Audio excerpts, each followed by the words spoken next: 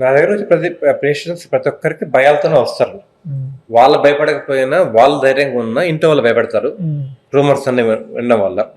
మీరు ఇందాక ఆర్తి అగర్వాల్ గురించి చెప్పారు. ఆర్తి అగర్వాల్ బేరేటరీకి చేర్చుకోవాలి, లైపోసెక్షన్ చేర్చుకున్నారు. ఓకే, తను వెయిట్ ఒక లిమిట్ కంటే ఎక్కువ ఉన్నారు, తనకి యాక్చువల్గా బేరేటరీకి అవసరం, లైపోసెక్షన్ అవసరం లేదు. కానీ ఒక లిమిట్ కంటే వెయిట్ ఎక్కువ ఉండే వాళ్ళు లైపోసెక్షన్ చేసాం అనుకోండి, లైపోసెక్షన్ వెరీ సేఫ్ ప్రొసీజర్. అయితే లిమిట్ కంటే ఎక్కువ ఉండే వాళ్ళు చేసాం అనుకోండి, కొంతమందికి ఫ్యాట్ ఎంబాల్స్ ఉన్న కండిషన్ వచ్చే అవకాశం ఉంది. లాగిన ఫ్యాట్ లాగేటప్పుడు కొంచెం రక్తనాళాలపై బ్లాక్ అయింది అనుకోండి, ప్రాణాపాయం ఉండే అవకాశం ఉంది. అది వెరీ వెరీ రేర్. కాకపోతే వెయిట్ ఎక్కువ పెరిగకపోతే రిస్క్ పెరుగుతా పోతుంది. తను ఆ విధంగా లైపోసెక్షన్ చేర్చుకొని ఆ ఫ్యాట్ ఎంబాల్స్ రావడం వల్ల చనిపోయారు. ఓకే, అదే తను బేరేటరీ చేర్చుకుంటే ఈ ప్రాబ్లం వచ్చిండేది కాదు.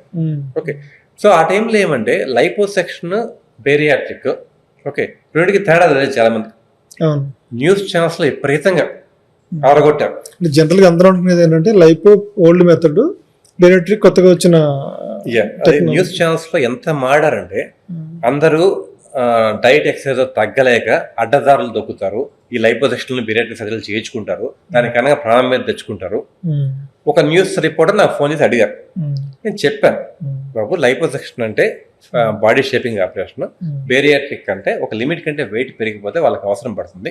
ఓకే, షుగర్ బీపీ లాంటి ప్రాబ్లమ్స్ ఉంటే వాళ్ళకు సర్జరీ చేస్తే క్లియర్ అయ్యే అవకాశం ఉంటుంది, లైఫ్ స్పాన్ పెరుగుతుందని చెప్తే నెక్స్ట్ డే పేపర్లో ఏమొచ్చిందంటే ఒక లిమిట్ కంటే వెయిట్ పెరిగిపోతే బేరియాట్రిక్ సర్జరీ చేయించుకోకూడదు, షుగర్ ఉంటే అస్సలు చేయించుకోకూడదు, రిస్కులు చాలా ఎక్కువ ఉంటాయి. అదృష్టం కదా నా పేరు రాయాల. నేను ఫోన్ చేసి అడిగా, నేను చెప్పింది ఏంటి నువ్వు రాసింది ఏంటి అని చెప్పి అడిగా. ఉండే విషయం అంతా క్లియర్గా చెప్పాను కదా, ఈ లిమిట్ కంటే పెరిగితే అవసరం కాదని చెప్పాను కదా అంటే మా ఎడిటర్ అట్లా రాయమన్నారు సార్, ఆ విధంగా రాస్తే టీఆర్పీ రేటింగ్ పెరుగుతుంది రాయమని చెప్పారు సార్. న్యూస్ ఛానల్స్ చూసి వాళ్ళకి అర్థం కాదు ఏమంటే, ఒక న్యూస్ ఛానల్ వింటున్నాను, ఒక లిమిట్ కంటే అంటే డైట్ ఎక్సర్సైజ్ తో తగ్గలేకపోతే అంటే తగ్గచ్చు అందరూ, తగ్గలే అంటే అవి ఫాలో కాకుండా అడ్డదారులు దొక్కుతారు, ఈ విధంగా షార్ట్ కట్స్ కోసం ట్రై చేస్తారు. అంటే వాళ్ళకి అర్థం కాదు ఏమంటే ఇన్ని రకాల హార్మోన్లు ఉన్నాయి, వీటి కారణంగా కొంతమంది తగ్గాలను కూడా తగ్గలేరు, వాళ్ళకి బేరేట్ సర్జరీస్ అవసరము, వేరే ఆప్షన్ లేదు, అది వాళ్ళకి బుర్రకి అటాక్ కాల, వాళ్ళకి తెలియదు. బేరేట్ సర్జరీస్ అనేవి లైఫ్ సేవింగ్ ఆపరేషన్స్ అండి. ఒబేసిటీ అనేది రిస్క్ ఎక్కువ. నేను చెప్పాను, ఒబేసిటీలో 100 మందికి లావు ఉంటే 50 మందికి లైఫ్ రిస్క్ ఉంటుంది. ఆ 50 మందికి మనం బేరియాట్రిక్ ఆపరేషన్లు చేస్తే 49 మంది బతికే అవకాశం ఉంది. లైఫ్ స్పాన్ పెంచుతుంది, షుగర్ బీపీ లాంటి ప్రాబ్లమ్స్ ఉంటే క్లియర్ చేస్తుంది. సో అది ఒక లిమిట్ కంటే వెయిట్ పెరిగిపోతే వేరే ఆప్షన్ లేదు అలాగే. ఓకే, వాళ్ళ లైఫ్ స్టైల్ మాడిఫికేషన్ చేసుకున్న మెడిసిన్స్ వల్ల తగ్గలేదు, బాడీ అడాప్ట్ అయిపోయింది వాళ్ళకి తప్పదు. మీకు సర్జరీ గురించి కాంప్లికేషన్స్ గురించి అడిగారు. ఓకే, సో ఒకటే ఇందాక మనం ఇవి రూమర్స్ గురించి మాట్లాడదాం, ఫస్ట్ అది కంప్లీట్ చేద్దాం. సో ఆర్తి అగర్వాల్ గురించి చెప్పాం. ఓకే, బాలసుబ్రహ్మణ్యం గారు ఆయన బేరియాట్రిక్ చేయించుకున్నారు. బేరియాట్రిక్ చేయించుకోకపోయింటే ఆయన లైఫ్ ఎప్పుడు ఎండ్ అయిపోయింది. అంత వెయిట్ ఎక్కువ ఉండేవాళ్ళు, అన్ని రకాల సఫరింగ్ ఉండేది. ఆయన సర్జరీ చేయించుకొని చాలా సంవత్సరాల ముందు చేయించుకున్నారు. ఓకే, వెయిట్ కూడా బాగా తగ్గారు. మీరు అంతకుముందు ఫోటోస్ కంపేర్ చేస్తే వెయిట్ బాగా తగ్గారు. సో బతికినంత కాలం ఆయన బేరియాట్రిక్ గురించి పాజిటివ్గా చెప్పారు. నా విధంగా చేర్చుకోవడం వల్ల నేను ఇప్పుడు ఆయాసం తగ్గిపోయింది, షుగర్ జబ్బు క్లియర్ అయిపోయింది, నడవగలుగుతున్నాను, ఏ ప్రాబ్లమ్స్ లేవని చెప్పి చాలా మంది చెప్పారు. ఆయన అంత ఏజ్ లో 74 years ఆ ఏజ్ లో కరోనా టైంలో ఒక మ్యూజిక్ కన్సర్ట్ లో క్లోజ్ ఎన్విరాన్మెంట్ లో ఇవ్వడం వల్ల ఆయన కరోనా వచ్చింది, ఆయన చనిపోయారు. నెక్స్ట్ సోషల్ మీడియాలో ఏమొస్తుంది, సర్జరీ దట్ కిల్డ్ బాలసుబ్రహ్మణ్యం. అప్పటికి ఎన్ని ఇయర్స్ ముందు చేయించుకున్నారు? 10 సంవత్సరాలు అయిపోయింది అప్పటికి. అప్పుడు ఎప్పుడో చేసిన సర్జరీకి ఇప్పుడు కరోనాకి ఏం సంబంధం? ఇంకోటి ఏమంటే చాలా మంది బేరియాట్రిక్ సర్జరీ చేయించుకునే వాళ్ళు, నా పేషెంట్స్ కరోనా టైంలో చాలా మంది రాల కరోనా సర్జరీ కారణంగా ఇమ్యూనిటీ పెరుగుతుంది, ఈ విధంగా జబ్బుల ఛాన్సులు తగ్గిపోతాయి. వాళ్ళ ఫ్యామిలీలో కొంతమంది సివియర్ గా కరోనా వచ్చేసి అడ్మిట్ అయిన కూడా ఉన్నారు. నేను ప్రతి ఒక్కరికి ఫాలో అప్ చేశాను, ఎవరికైనా ప్రాబ్లం వచ్చిందని. అందరికి యాక్చువల్గా ఏమంటే ఒబేసిటీ అనేది ఒక ఇన్ఫ్లమేటరీ కండిషన్, ఇమ్యూనిటీ తగ్గిపోతుంది. ఓకే, సో ఇన్ఫ్లమేషన్ ఉంటుంది, ఇమ్యూనిటీ తగ్గుతుంది, వేరే జబ్బులు వచ్చే అవకాశాలు పెరిగిపోతాయి.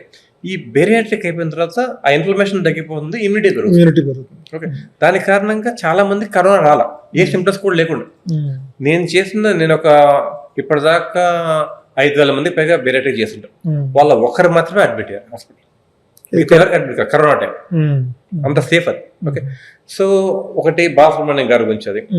ఇంకోటి అరుణ్ జైట్లీ గారు, మనకు సెంట్రల్ మినిస్టర్, ఆయన బేరియాట్రిక్ చేయించుకున్నారు. ఆయన అంత వెయిట్ ఏం కనపడరు అంటే, కాకపోతే ఆయనకి షుగర్ కారణంగా అప్పటికే కిడ్నీ ప్రాబ్లం ఉండేది, కిడ్నీ ఫెయిల్ అయ్యే టైంకి. ఓకే, ఆయన బేరియాట్రిక్ చేయించుకున్నారు. అది ఎట్లా చేయించుకున్నారు ఆయన, ఆ కిడ్నీ ఫెయిల్ అయ్యే టైంకి కిడ్నీ మార్చాల్సిన పరిస్థితి ఉండదు. వాళ్ళు మీరు కొంచెం వెయిట్ ఎక్కువ ఉన్నారు, మీరు కిడ్నీ మారిస్తే మీకు రిస్క్లు పెరుగుతాయి, మీరు అందుకని ఫస్ట్ బేరేటరీకి చేయించుకొని తర్వాత తగ్గమని చెప్పారు. ఆ విధంగా తగ్గడం వల్ల కిడ్నీ ట్రాన్స్ప్లాంటేషన్ అవసరం పడే కూడా ఆగిపోయేసి ఒక 3 సంవత్సరాల దాకా కిడ్నీ ట్రాన్స్ప్లాంటేషన్ అవసరం పడదు ఆయనకి. అంటే సర్జరీ యాక్చువల్గా సర్జరీ చేసుకోకపోతే కిడ్నీ మార్చాల్సిన పరిస్థితి ఉంది. అప్పటి నుంచి కిడ్నీ మార్చకుండా 3 సంవత్సరాలు కొనసాగించారు. తర్వాత మార్చేసుకోవాల్సిన పరిస్థితి ఏర్పడింది. కిడ్నీ మార్చారు. కిడ్నీ మార్చినప్పుడు ఏమంటే మనము కొన్ని ఇమ్యూనో సప్రెషన్స్ ఇవ్వాలి. వేరే వాళ్ళ కిడ్నీ పెడుతున్నాం కాబట్టి అది కిడ్నీ అక్కడ బాడీలో ఉండాలి అంటే ఇమ్యూనో సప్రెషన్ మందులు వాడాలి. ఆ మందుల కారణంగా ఆయనకు ఒక క్యాన్సర్ వచ్చింది. దాని కారణంగా ఆయనకి ఒక వైరల్ ప్రాబ్లం వచ్చింది. ఓకే, దాని కారణంగా ఆయనకి లైఫ్ చనిపోయారు. ఓకే, న్యూస్లో ఏం రాస్తారు, అంతమంది ఎప్పుడో బేరేటరీ చేయించుకున్నారు, అప్పటి నుంచి కష్టాల పాలయ్యానికి మొత్తం కిడ్నీ ఫెయిల్ అయిపోయింది, ఇది అయిపోయింది, అది అయిపోయింది రాస్తారు. వాళ్ళకి అర్థం కాదు ఏమంటే ఆ విధంగా ఆయనకి బేరేటరీ చేయించుకోవడం వల్ల చాలా కాలం ఆయన లైఫ్ ప్రొలాంగ్ అయింది. అది అర్థం కాదు. అలానే చక్రి గారి కేసు కూడా ఏదో దీనికి రిలేటెడ్ కదా, ఆయన కూడా మ్యూజిక్ చక్రి. అవును, అది మీకు దాని గురించి మీకు ఏమైనా తెలుసా? దాసరి నారాయణరావు గారు యాక్చువల్గా బేరేటరీ చేయించుకోలేదండి, ఆయన బెలూన్ వేయించుకున్నారు. ఇంట్రాగాస్ట్రిక్ బెలూన్ అని చెప్పి ఎండోస్కోపిక్ ప్రొసీజర్. అది ఒక ఎండోస్కోపిక్ గా వెయిట్ లాస్ ప్రొసీజర్ అనమాట, అది బేరియాట్రిక్ గా కాదు. కాకపోతే అది కూడా safe operation, safe procedure. Okay, Dasari Narayana Rao గారి యొక్క రిలేటివ్స్ చాలా మంది నేను బేరియాట్రిక్ చేశాను.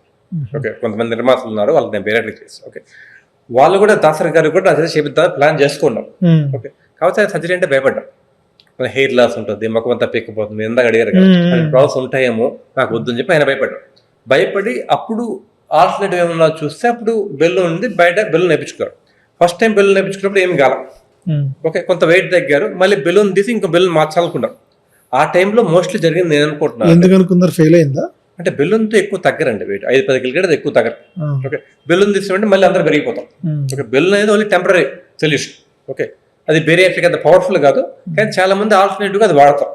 బెలూన్ తో పాటు లైఫ్ స్టైల్ మోడిఫికేషన్స్ ఫాలో కావాలి, దాంతో పాటు మనము మందులు కూడా వాడచ్చు. దానికి యావరేజ్ వెయిట్ లో 5-10 కేలు, బెలూన్ తో 20-30 కేలు తగ్గిన వాళ్ళు కూడా ఉన్నారు. 100 మందిలో 1-2 తగ్గుతారంట, వాళ్ళని చెప్పి అంత తగ్గుతారని చెప్పలేదు. ఆయన బెలూన్ పెట్టుకున్నారు, పెద్ద ఎక్కువ వెయిట్ తగ్గారు, కొంచెం తగ్గారు. మళ్ళీ ఆ బెలూన్ మనం ఏమంటే అప్పుడు ఆ టైంలో 6 నెలలే వాడేవాళ్ళం బెలూన్. ఇప్పుడు కొత్త బెలూన్స్ 1 year దాకా వచ్చి ఉన్నాయి. ఓకే, 6 నెలల తర్వాత బెలూన్ తీసి ఇంకో బెలూన్ పెట్టాలి.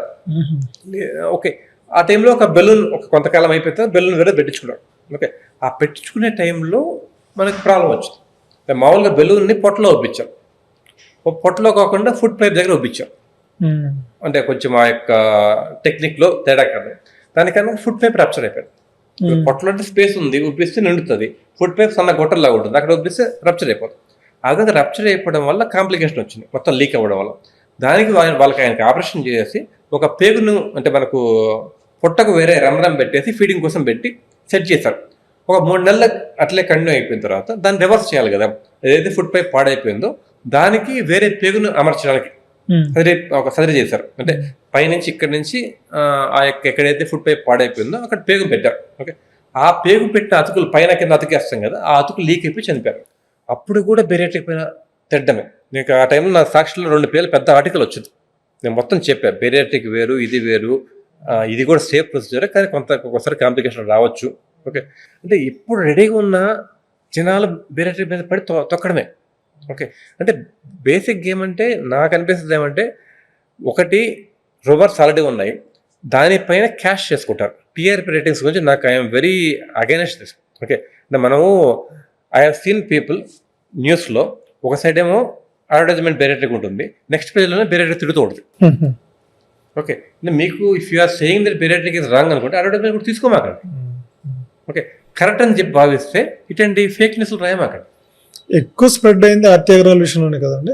అత్యాగ్రహాల విషయంలో స్ప్రెడ్ అయిందండి, కాకపోతే ఏమంటే తను రాంగ్ డెసిషన్ తీసుకుంది ఆ టైంలో. ఇప్పుడు చక్రి గారు వచ్చి మాడారు, చక్రి గారికి నేను బేరియాట్రిక్ సర్జరీ చేసింది అవసరం, వాళ్ళ ఇంటికి పోయి ఎక్స్ప్లెయిన్ చేసి సర్జరీ గురించి. ఓకే, కొంచెం కామన్ ఫ్రెండ్స్ ద్వారా వెళ్ళాను అనమాట. అప్పుడే 180 కేల దగ్గర ఉన్నారు, 180 ఆ టైంలో. బాగా ఆయాస పడుతున్నారు. ఓకే, స్లీప్ అప్నియా ప్రాబ్లం ఉండింది. చెప్పా సర్జరీ చేయించుకుంటే మీకు ఉపయోగం ఉంటుందని చెప్పాను. ఆయన రెడీ అయ్యారు కూడా, కానీ ఎవరో భయపెట్టారు, నువ్వు సర్జరీ చేయించుకోదు, నీ గొంతు పోతుంది, నువ్వు పాడలేవు అని చెప్పేసి. అది కూడా చెప్పాను, కొంత అది గొట్టం వేస్తాం కానీ మీకేం ప్రాబ్లం ఉండదండి, మళ్ళీ మామూలుగా పాడొచ్చు, ఇబ్బంది లేదన్నా. కానీ నాకు ప్రొఫెషన్ పోద్ది కదా అని చెప్పి నేను భయపడేసి సర్జరీ చేయించుకోను. ఒక 6 నెలలు పోస్ట్ పోన్ చేశాను. అది ఉంటుందండి అంటే వాయిస్ మారడం ఏముండదు అసలు ఉండదు, దానికి సంబంధం ఉండదు. ఏమండి. సో ఒక 6 నెలలు అయిపోయిన తర్వాత ఒక రోజు నాకు ఫోన్ చేశారు, సార్ నేను డిసైడ్ అయిపోయి సర్జరీ చేసుకుందాను, నా వల్ల కావట్లేదు, ఓకే కాకపోతే కొంచెం ఆయాసం వస్తుంది, కొంచెం ఒక 2 అడుగులు వేసిన ఆయాస పడుతున్నాను, ఇబ్బంది అనిపిస్తుంది, అంటే మీకు ఏమన్నా హార్ట్ ప్రాబ్లం ఏమైనా వస్తుందేమో అనుకో పాసిబిలిటీ ఉంటుందండి, మీరు కార్డియాలజిస్ట్ కలిసి ఒపీనియన్ తీసుకోండి, కొంచెం మన స్లీప్ అప్నియాకి కూడా కొంచెం డయాబెటిక్స్ మందులు వాడాలా, అది ఒపీనియన్ తీసుకొని చెప్పాను. నేను తర్వాత వేరే అవుట్ ఆఫ్ స్టేషన్ వెళ్ళాను. ఒక 10 days తర్వాత సడన్గా న్యూస్ వచ్చింది చనిపోయారు. వెంటనే వాళ్ళ ఫ్యామిలీ మెంబర్స్కి ఫోన్ చేసి ఏమైందమ్మా ఇట్లా కార్డియాలజిస్ట్ చూపించుకోమని చెప్పి చూపించుకున్నారంటే లేదు సార్ మాకేం చెప్పలేదు అని చెప్పాను. అది కొంచెము తను చూపించుకోకపోవడం వల్ల నైట్ నిద్రలో స్లీప్ అప్నియా కన్నా చనిపోయారు. ఆయన సర్జరీ చేయించుకోమంటే చాలా వెయిట్ తగ్గిపోయిండేవారు ఆ టైం కల్లా. సర్జరీ యాక్చువల్ లైఫ్ సేవ్ చేస్తుంది. ఇట్లాంటి న్యూస్లు విని ప్రతి చేర్చుకునే వాళ్ళు కూడా చేర్చుకోవడం దూరం అయిపోయేసి ఓకే ప్రాణం మీద తెచ్చుకోవాలి చాలా మంది ఉన్నారు.